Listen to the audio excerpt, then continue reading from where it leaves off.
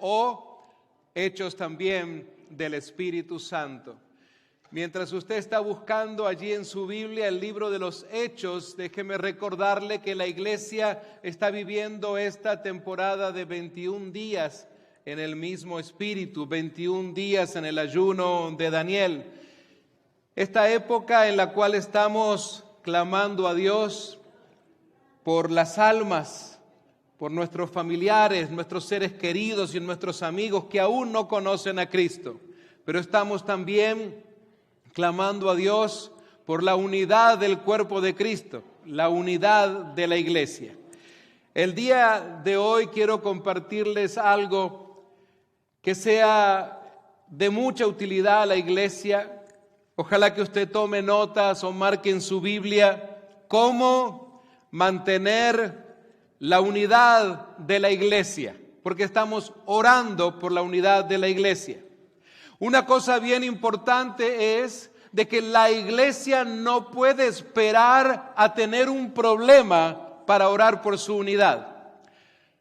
Es como pasa con los matrimonios. No pueden esperar a que las cosas estén realmente muy mal para recién acudir a un consejero, a una ayuda. Y mis amados, vamos a ver en cada una de estas porciones de la palabra cómo es que la misma palabra nos va llevando de la mano para entender cómo mantener la unidad de la iglesia. Cómo es que usted y yo somos protagonistas, partícipes, responsables de la unidad de la iglesia. El Espíritu Santo no tiene la responsabilidad. El Espíritu Santo es el que viene a fluir para que nosotros entonces, con la ayuda de su Santo Espíritu, podamos ser parte de la unidad del cuerpo de Cristo. Amados míos, en Hechos capítulo 17, versículo 11, dice: y estos eran más nobles que los que estaban en Tesalónica.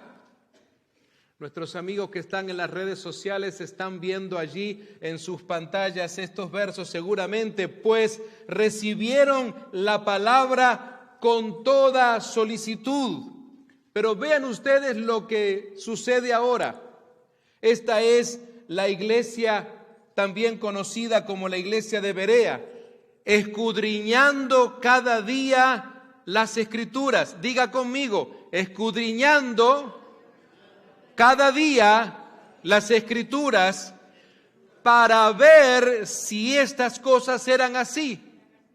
Si usted es una persona que tiene tiempo de pertenecer a la iglesia del pacto evangélico, o que usted se ha criado, se ha formado en nuestra iglesia, sabe que este es uno de los versos lemas que utilizamos, porque siempre preguntamos dónde está escrito. Mis amados, para mantener la unidad de la iglesia es necesario que la iglesia tenga conocimiento de la Escritura como lo tenía la iglesia de Berea. De eso se trata. ¿Cómo vas a poder ser partícipe de la unidad del cuerpo de Cristo si no conoces la palabra, si no sabes lo que dice la Escritura?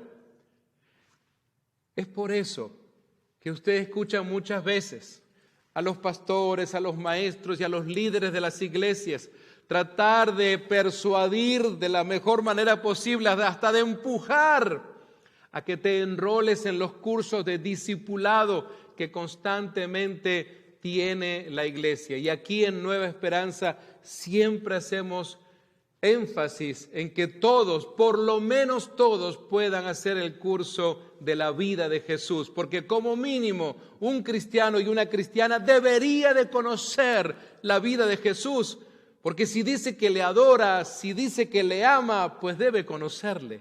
Tú no puedes amar a alguien a quien no conoces. Tú puedes de repente decir que tienes cierta simpatía, pero cuando conoces a esa persona y le amas por quién es Él. ¿Qué sucede con Jesús? La iglesia debe conocerle. para poderle amar más. Y no solamente conocer ciertas cosas, conocer todo de Él. Conocer lo que Él ha hecho en la cruz del Calvario. Pero mis amados, fíjense en que dice escudriñando cada día las Escrituras. Esa palabra tal vez no es de todos los días. ¿Qué significa esto de escudriñar? Bueno, significa examinar, inquirir y averiguar cuidadosamente algo y sus circunstancias. Es como cuando tú de repente recibes algún manual, cuando tú compras un electrodoméstico. A veces hay algunos que tienen la mala costumbre de que abren la caja y ponen el manual por ahí y ya comienzan a ver dónde está el enchufe. Ya quieren conectar la máquina, lo que sea, cafetera, moledora, lo que sea. Y no se toman un minuto para por lo menos leer, porque hay instrucciones que son importantes y deberías de tener en cuenta antes de conectar a la electricidad. Y eso es escudriñar, investigar, indagar meticulosamente algo, lo cual a veces requiere revisar cosas que otros ignoran. De eso se trata escudriñar. En segundo lugar, quisiera llevarles ahora, porque esto fue lo que escribió Lucas en el libro de los Hechos, pero quiero que vean ustedes cómo esta armonía de la palabra la encontramos no solamente en Lucas, es decir, Lucas escribiendo Hechos. Fíjese lo que el apóstol Pedro dice en su carta, en su primera carta de Pedro, capítulo 2 y versículo 10. Antes no tenían identidad como pueblo, les dice Pedro a los creyentes. Recuerde que Pedro está escribiendo a creyentes que han salido, creyentes que han saboreado la persecución. Y él les dice, ahora son pueblo de Dios. Antes no recibieron misericordia, ahora han recibido la misericordia de Dios. Es interesante lo que le está diciendo Pedro a este grupo de creyentes que conforman la iglesia primitiva de aquellos años, de los años 60, 70 de la era cristiana. Entonces, en segundo lugar, amados míos, podemos decir que para mantener la unidad es necesario que la iglesia recuerde dos cosas importantes. Creo que hay dos cosas importantes que deben de estar presentes siempre en la mente y en el corazón de la iglesia. En primer lugar, que ha recibido la misericordia de Dios para bendecir a otros. Porque estos hombres y mujeres que salían, que estaban en la diáspora, cuando ellos entonces entraban en contacto con alguien más, compartían del amor de Dios, de la misericordia de Dios. A pesar de la persecución, a pesar del riesgo que esto podía conllevar. Pero en segundo lugar, además de la misericordia, lo otro que debe recordar la iglesia es que un día estaba sin esperanza y sin Cristo en el mundo. Esa es la realidad. Usted y yo estábamos sin esperanza y sin Cristo. No teníamos esto, pero hoy sí lo tienes, por lo que Cristo hizo. No por lo que tú y yo hicimos, sino por lo que Él hizo en la cruz del Calvario. Entonces la iglesia no debe olvidarse de algo tan importante. ¿Sabes? El apóstol Pablo escribe justamente en el capítulo 2 de Efesios. Es una carta llena de doctrina, pero una carta que edifica mucho al cuerpo de Cristo. Capítulo 2, versículos 11 al 13 dice: por tanto, acordaos de que en otro tiempo vosotros. Noten ustedes que el tiempo verbal que también está utilizando Pablo en el original es el mismo que también había utilizado Pedro. Aunque en realidad Pablo escribe antes que Pedro. Pero fíjense ustedes, los gentiles en cuanto a la carne erais llamados incircuncisión por la llamada circuncisión hecha con mano en la carne. En aquel tiempo dice Pedro, estabais sin Cristo. Note usted, lo mismo que ya nos había dicho Pablo, alejados de la ciudadanía de Israel y ajenos a los pactos de la promesa, y repite aquí, sin esperanza y sin Dios en el mundo. Pero el versículo 13 yo creo que es un punto neurálgico para el estudio que hoy estamos teniendo, porque estamos hablando de cómo usted y yo podemos mantener la unidad de la iglesia. Pero, versículo 13, ahora en Cristo Jesús, vosotros que en otro tiempo estabais lejos, habéis sido hechos cercanos. Pero fíjese usted, ¿qué es lo que dice aquí el apóstol Pablo? ¿Qué es lo que nos ha hecho cercanos? La sangre de Cristo. Amados míos, no debemos olvidar de dónde nos sacó el Señor para mantenernos humildes y compasivos con los menos afortunados. No es de que acordarnos para ponernos a llorar, sino acordarnos para mantenernos humildes, acordarnos para mantenernos en obediencia, apegados a la palabra de Dios, de amar por sobre todas las cosas. Si usted estaba aquí el viernes pasado, este fue uno de los temas importantes, ya que estamos estudiando en esta serie de los viernes cómo conocer al Espíritu Santo de Dios, cómo tener una mejor relación con el Espíritu Santo de Dios. Iglesia amada, nunca te olvides de dónde te sacó el Señor. Cada uno de nosotros debemos recordar eso. No para, repito, para que te pongas nostálgica o nostálgico, sino para tener un corazón agradecido con Él. Para decirle, Señor, es cierto, no te tenía a ti y no tenía esperanza. Tal vez tenía sueños, es cierto, pero los sueños son volátiles. La esperanza que hay en Cristo es genuina, es real, es una promesa, se cumple y se cumplirá. De eso se trata. Amados míos, quisiera que otra vez viéramos lo que escribe el apóstol Lucas en el libro de los Hechos. Hechos capítulo 2, verso 44 y 47.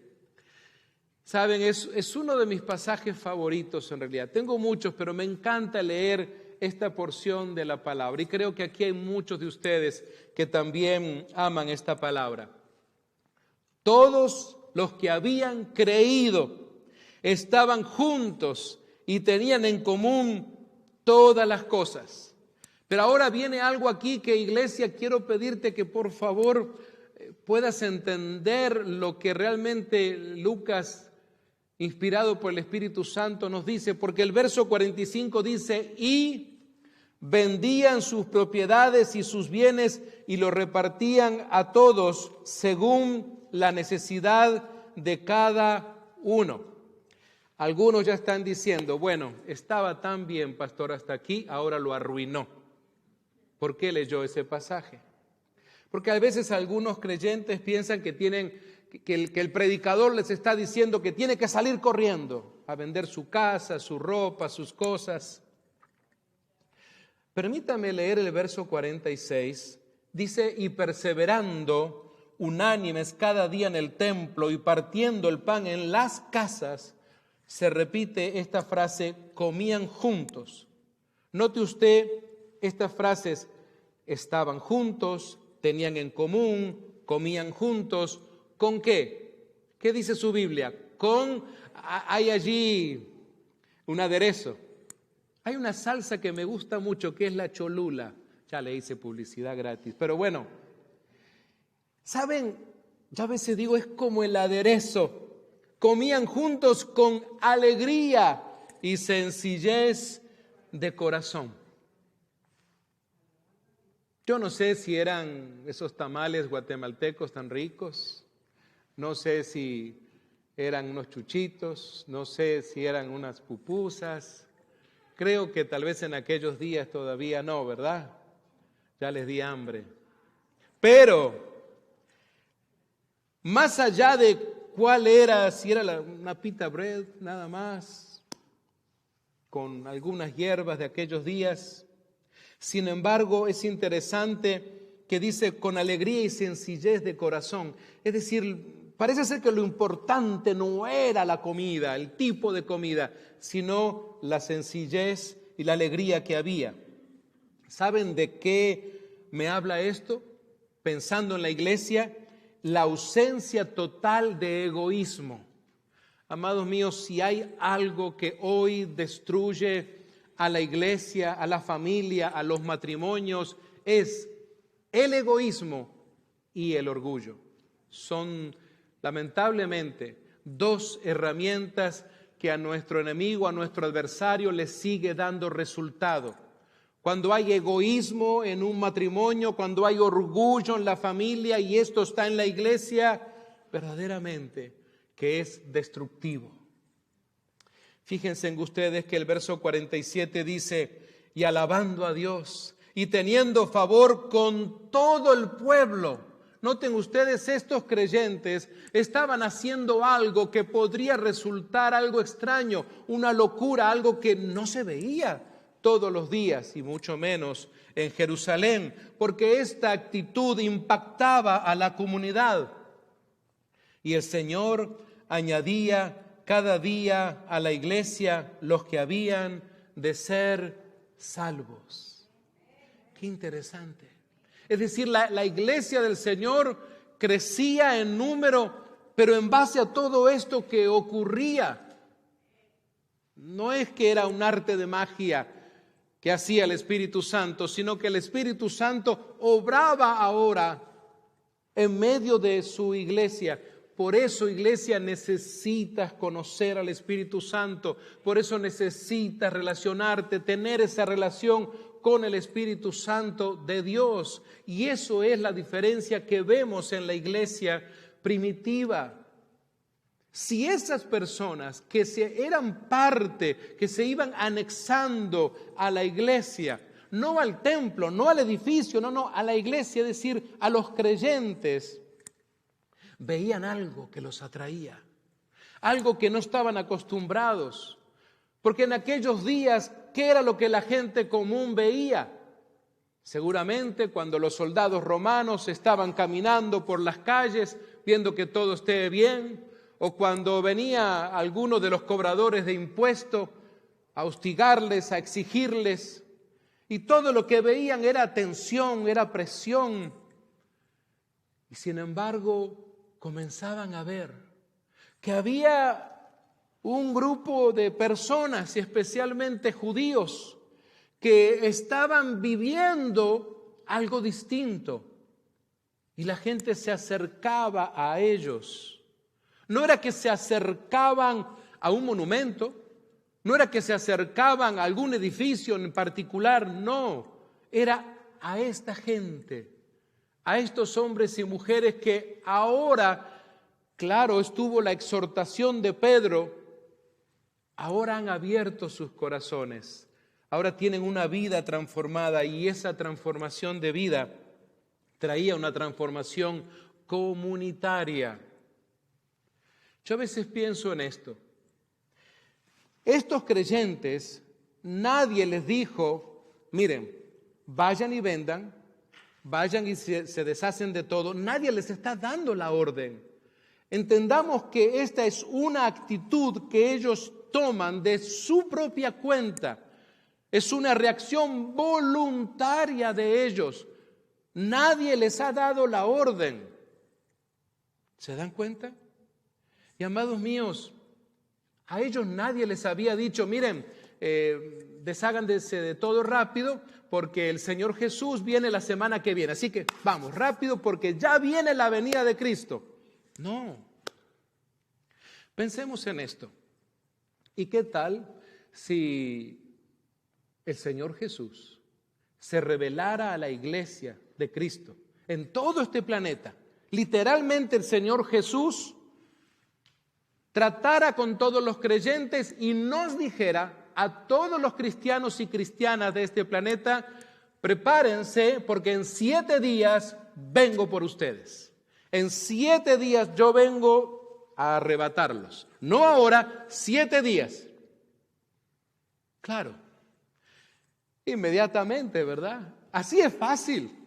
Si yo sé que tengo la seguridad de que en 7 días Cristo viene, óigame, eso es fácil. Vender, deshacerme de todo, cargamos el tráiler, nos vamos, hacemos viajes todos los días a Tijuana, a Mexicali, a donde sea, a regalar todo, si en 7 días viene el Señor. Pero eso no dice la Escritura.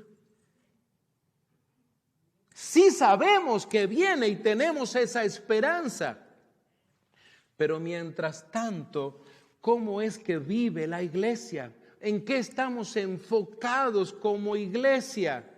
Yo no estoy aquí para aguarte la fiesta, para arruinarte tus sueños.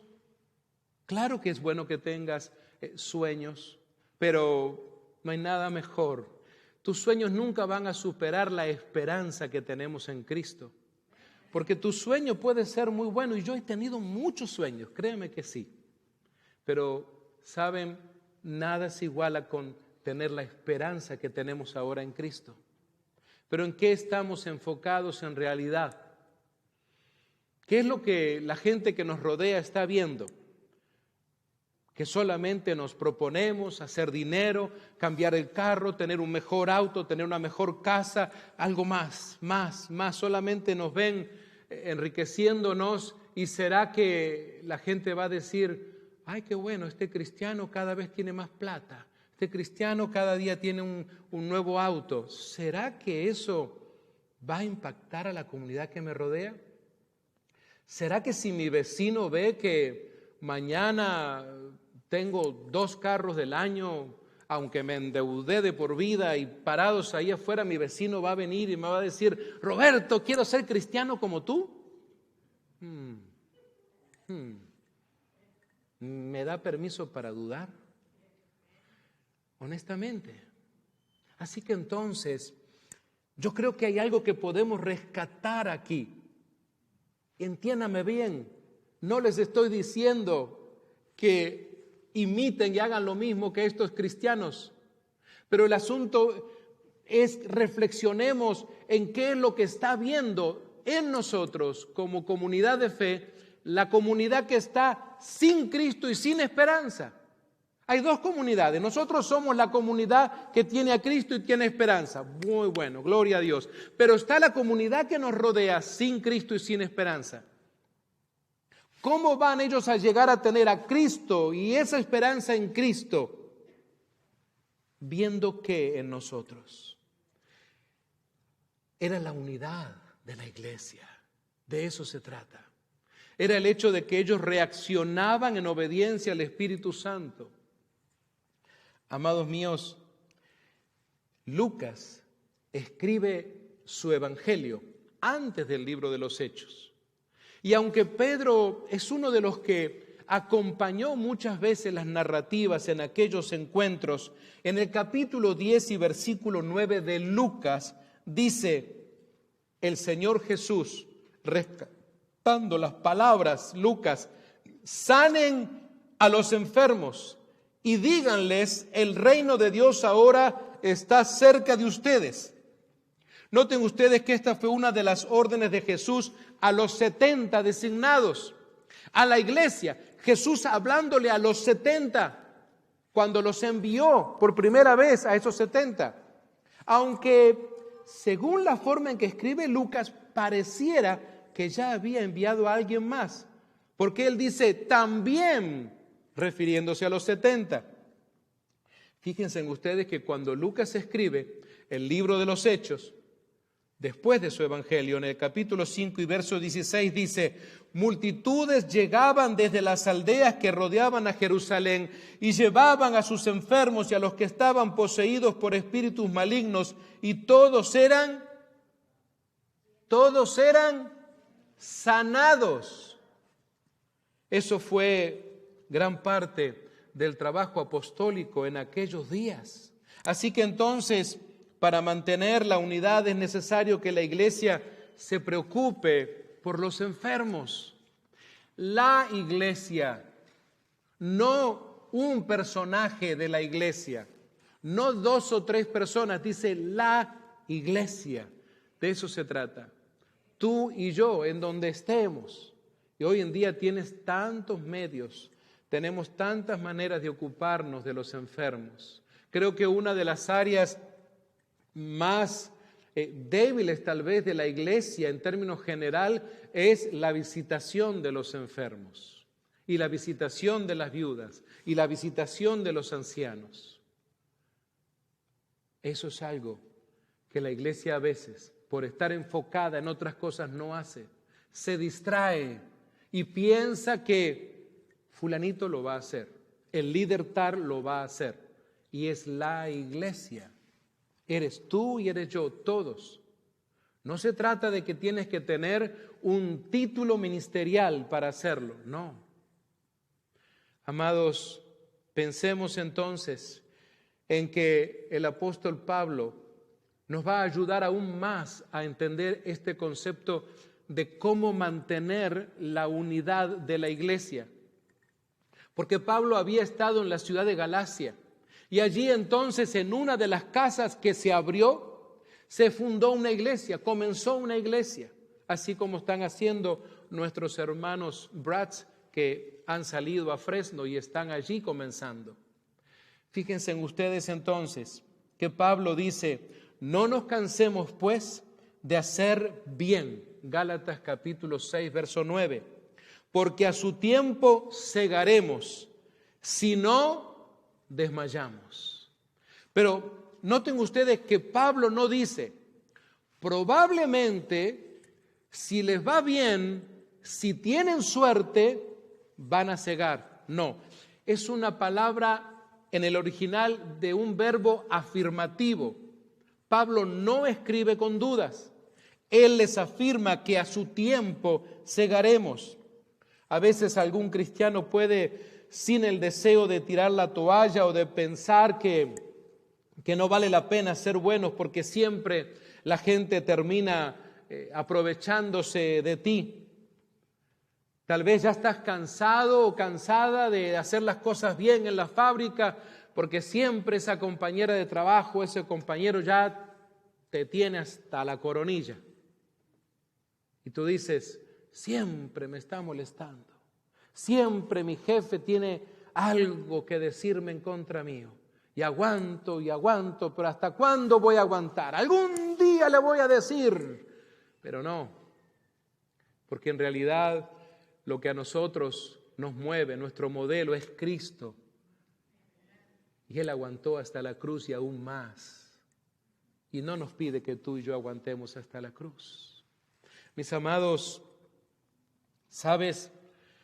Estaba leyendo la historia que ocurrió hace algunos años y me hizo pensar en que la iglesia es la novia de Cristo y Cristo es el novio. Y el novio ya está preparando las bodas. Y la novia entonces tiene que estar preparándose. ¿Sabes? Hace algunos años, una muchacha joven tenía su novio. Y el novio tuvo una idea y le envió de regalo una muñeca. Una muñeca sencilla, normal, nada del otro mundo, bonita la muñeca. Pero esta ya era una muchacha joven, adulta, y miró la muñeca. Ella de repente esperaba otra cosa y abrió la caja con la muñeca afuera en la casa, afuera de la puerta. Y tomó la muñeca y, ¡ay! ¿Para qué mi novio me regala muñecas? Y aquí el cameraman me tiene que seguir porque ella tiró la muñeca y fue a caer justo en la calle. Y era una calle de barrio. En ese momento llegaba el novio y él le dice, hola, ¿cómo estás? ¿Te gustó la muñeca? No me gustó nada. ¿Qué hiciste con ella? Allá la tiré. Cuando él mira, cuando él ve que la muñeca había caído en la calle, dice, ¡no! Y comienza a correr. Llega a la calle y cuando en ese momento está tomando la muñeca, un camión semirremolque de 18 ruedas pasó por encima. Casi instantáneamente, decía el artículo periodístico, el joven murió, estaba agonizando.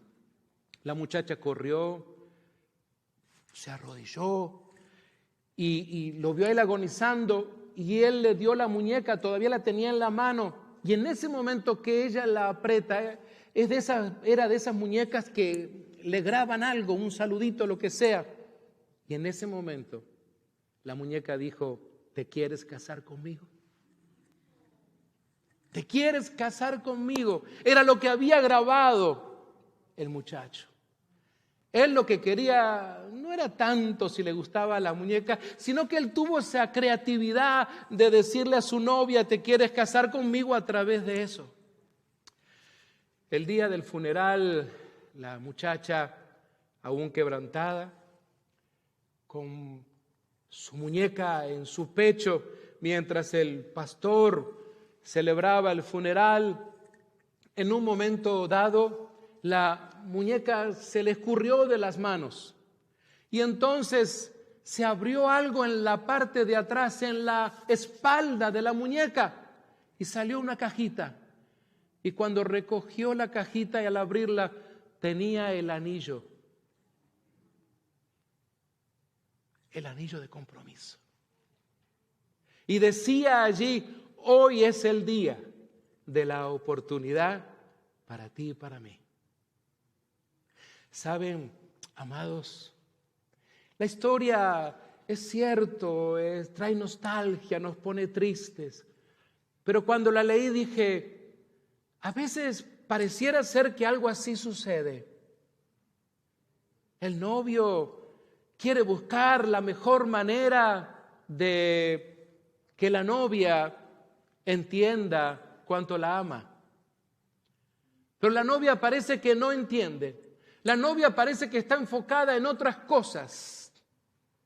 El novio está enfocado en el compromiso, pero la novia parece que se distrae en otras cosas.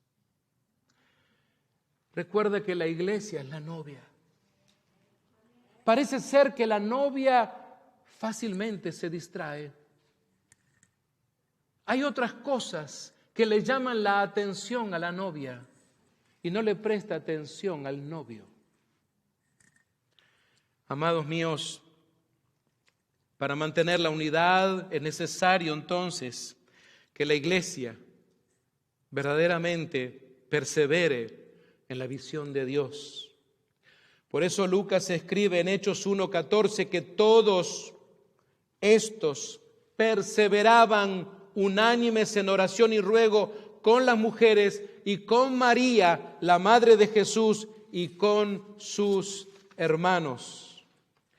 Y luego dice en Hechos 2:42, y perseveraban en la doctrina de los apóstoles, en la comunión unos con otros, en el partimiento del pan y en las oraciones.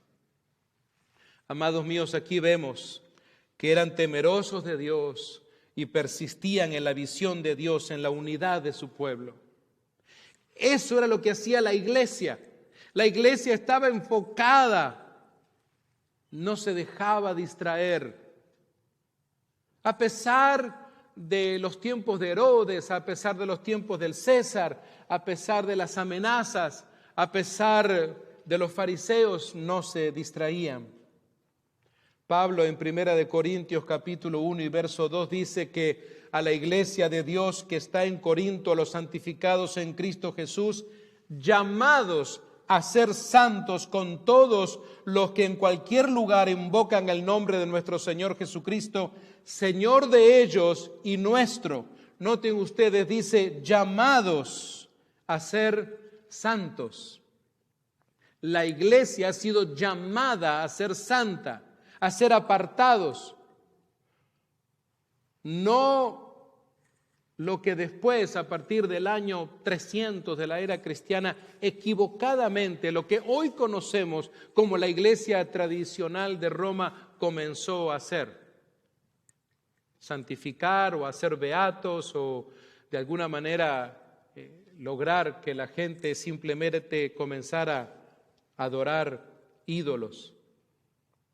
Por eso es que Pablo aclara esto en 1 Corintios 1:9, dice: fiel es Dios, por el cual fuisteis llamados.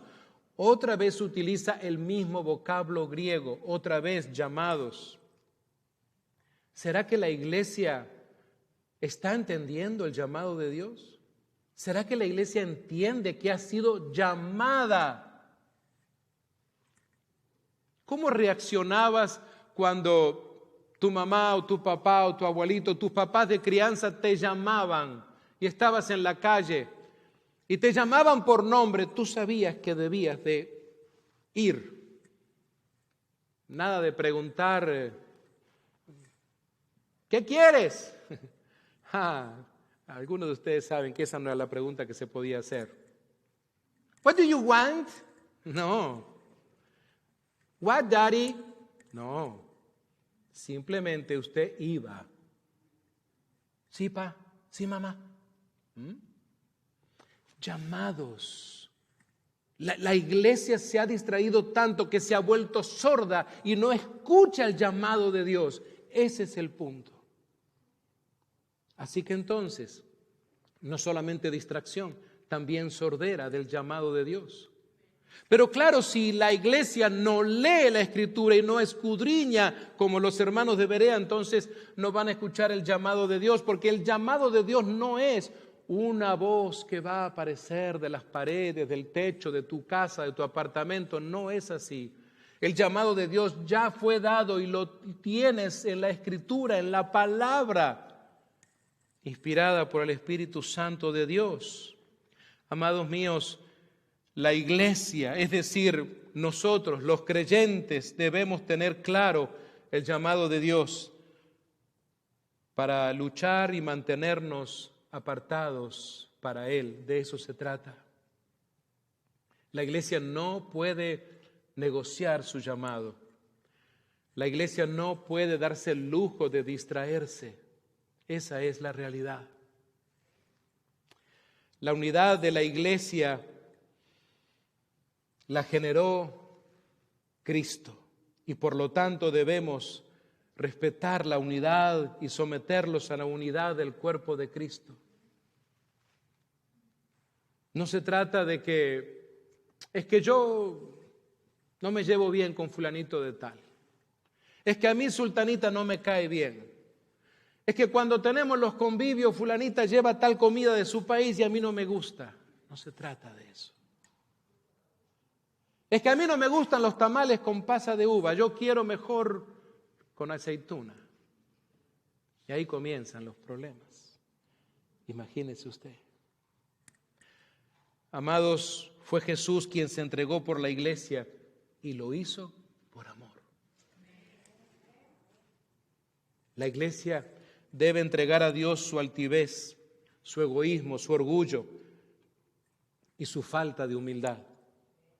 Entregarlo a Dios para poder entonces llegar a esa comunidad, a todas estas personas que nos rodean constantemente. Amados míos, recuerden esto, la unidad de la iglesia, las herramientas de la unidad de la iglesia somos usted y yo.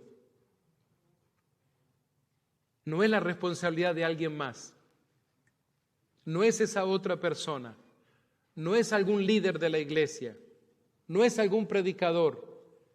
Usted y yo, nosotros, somos parte de la iglesia, del cuerpo de Cristo, de la comunidad de fe. Y entonces, trabajar juntos, a pesar de cualquier cosa. Recuerda que a pesar de como nosotros éramos, Dios nos amó.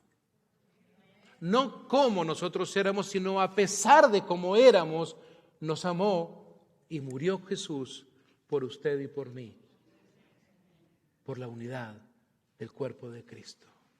Amados que están en las redes sociales, les despedimos ahora dándole gracias a Dios por sus vidas y recuerden, nos conectamos el próximo viernes por este canal a las 7 en punto de la noche, hora de California. Que Dios les bendiga a cada uno de ustedes y sigan adelante, prosperen en sus grupos, en sus iglesias, en cada lugar donde están estudiando la Escritura. Que Dios les bendiga.